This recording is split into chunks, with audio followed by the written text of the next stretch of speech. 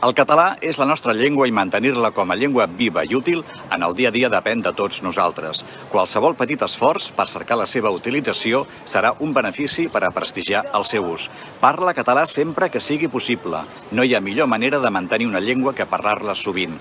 Aprofita totes les oportunitats per parlar català, ja sigui amb amics, familiars, companys de feina o desconeguts que es comuniquin en català.